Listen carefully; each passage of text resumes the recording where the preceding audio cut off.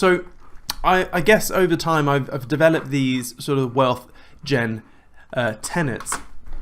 And so the first one is that you don't need to be smart or have an IQ to understand the world. It's all about your operating system. I think most people are hindered by the operating system that they have in their head. Like, you can have the world's best computer, but if it's running Windows 95, that computer is going to be a bag of balls. And most people, I believe, have a very inefficient, very hindered operating system.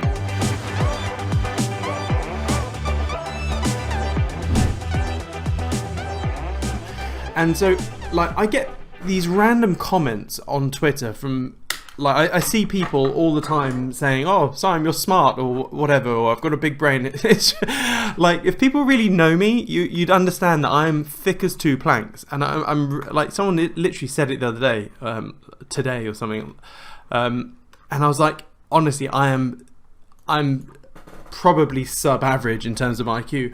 I just think differently. It's just a completely different operating system. And so the Twitter post. So I tried to sort of encapsulate the bare bones of it on Twitter. Not long ago. So if you're ever bored, go to my profile. I put it in Telegram as well, but it's this one here. So you got to change your thinking. You got to question everything. Yep. Do you really understand how the world works? Yep. We've gone through that. You need to forget everything you know about inflation. So we all know in RT that it's all about, monetary inflation drives everything. Monetary inflation then causes price inflation. But because there's a 12 to 24 month lag between monetary inflation and price inflation, people are like, oh, well, there's nothing to do with M2 or M3. No, it is. It's everything to do. The reason why we're seeing crazy living cost spikes right now is because we bailed the world out during the stupid lockdowns we did in 2020 and 2021. But people can't put two and two together, that there is a lag between monetary inflation and price inflation. So that is crucial. So when you understand this, you know that the global capital or money rate or hurdle is 15% per year. It's no surprise that the property market grows 15% per year, or the stock market grows 15% per year on average. That's because M2 or M3, whatever M you want to look at, grows roughly 15% per year. It has that. It just takes a while, like a year or two, to percolate through the economy. And trickle down economics, as you've probably heard, it isn't exactly quite true. But yeah, anyway. So with that in mind, with that sort of operating system, you need certain things that you just need to, you need to understand. Like, for the rest of your life, prices and taxes will always be too high. Politicians will always be bought and levered. Tech progression, it will be a lot faster than you can imagine. There's multiple psychopathic billionaire groups trying to control the world. It's not just one overlord. I genuinely believe it's probably 3 or 4 massive overlords all competing against each other. Like, do you read? Yeah, anyway, moving on. The media is like, I had, for the very first time, a slight altercation with my father-in-law the other day. It was at Ellie's 40th birthday dinner at the Waffle House in Norwich, and blah blah blah. And I mean, I've been with her for like 14 years, and I've always been on good terms with her dad. And I sat next to him, and then there was an interesting topic that came up. We won't mention it.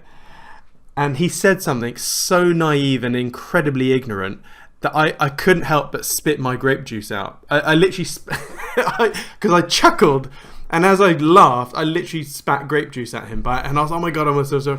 And he was like, basically said something so silly. I'm not going to go into that. But the line that he said was, and he was like, of course it's true. BBC Radio 4 said it. No, because Ellie questioned his comment, and he said, of course it's true, BBC Radio 4 said it. And that's when I spat it out. And I was like, then I asked him, do you know who funds the BBC? And And he was like, no. And I was like, well, if I was to say that the BBC was government funded, would that change your opinion? And I was trying to coax an answer out of him via questions. Anyway, it wasn't an altercation. It lasted, I don't know, 30 seconds. But I quickly was like, all right, be the sheep again. Just shut up, Simon. Shut up. And I shut up. Carried on eating my food. But it just reminded me that there are so many media slaves out there. And that's what, in my view, you're a media slave if you believe every single thing that comes out in the media. Like one of the first things that popped out the other day was like 40 babies were beheaded. That quickly proved to be false. But guess what? The BBC said there was 40 babies being beheaded. Well, with a tiny bit of fact checking, you realise that was total bollocks. So just the media really gets my tits going. Gets my tits going? That's not even a saying, is it? Not that your tits can go anywhere, but you know what I mean. Again, with that same thing, that there will always be new divisive societal issues like blah and ESGs. Yeah, we are sheep. Get off grid. Universe doesn't give a shit about your hopes, dreams, and praying. You just gotta do shit, basically. So that's, I guess, a very quick run through of that operating system that I was talking about. And this, just thinking better, will help you navigate life, in my opinion, much more efficiently than if you had a defunct operating system. And you don't need to be clever. I'm not clever. You've seen me try to do mental arithmetic live on many trading pubs and failing. So hopefully yeah. So the other thing is that I need to probably give it a name, but gamer alien mentality. So this is with life in general. You've seen me talk about this before, and I guess a lot of that is first principle thinking. You've got to think as logical as possible. Principle. And the other thing I've realized talking about logic and stuff like that is that logic is different for different people. You would have thought that logic is 1 + 1 = 2. Okay, that's a logical thing. If I have one thing here and another thing here, what's the total? 2.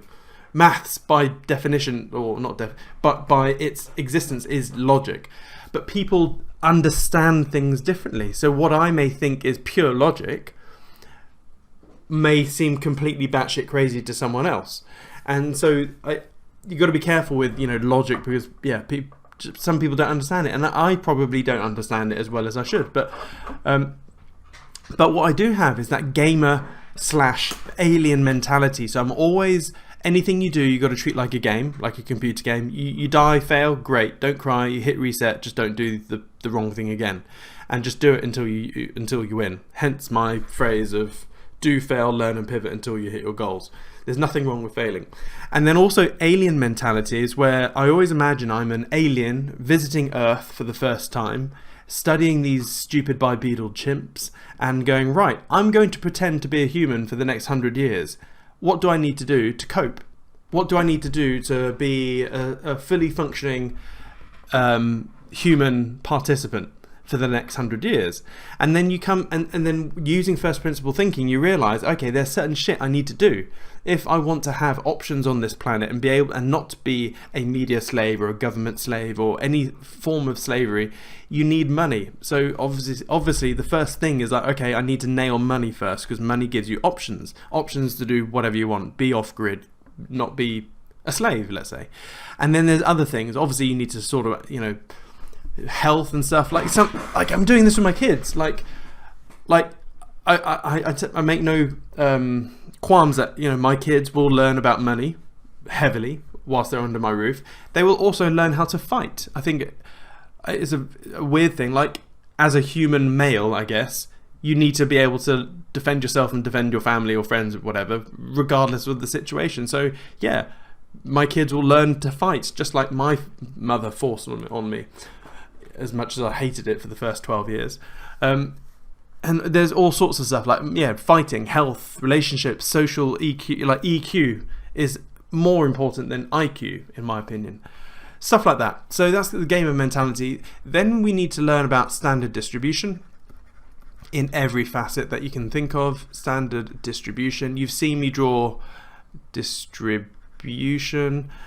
You see me draw, you know, the standard bell curves of everything, whether it's wealth or how good you are at making knots or whatever. Everyone, literally by definition or by default, most of the population, or with a bell curve, will fall within 2 sigma. So 2 sigma is 95%. So everyone is within 2 sigma of a standard distribution. Typically, some standard distributions will look a bit different in whatever thing, but you have to understand, if you're looking at the world of money or wealth generation or investing or whatever, everyone will be here. And then you have to understand, okay, what do the people here believe, see, think, and do and say? Or and then when you compare it to the people over here, what do they think, do, believe, and see and do? It's going to be polar opposites. Just like the people over here, what do they think, do, see, and feel, and whatever? That's going to be you know, this is probably the worst way to think, see, and do stuff. This is the second worst thing to think, see, and do. So you have to try and embrace, you know, what do these people think, do, see, feel, understand? What do they read, etc. So this is why I only follow billionaires. I don't follow YouTubers. If I'm on YouTube, I'm only following Elon Musk, David Sachs, Chamath Palihapitiya, Ray Dalio.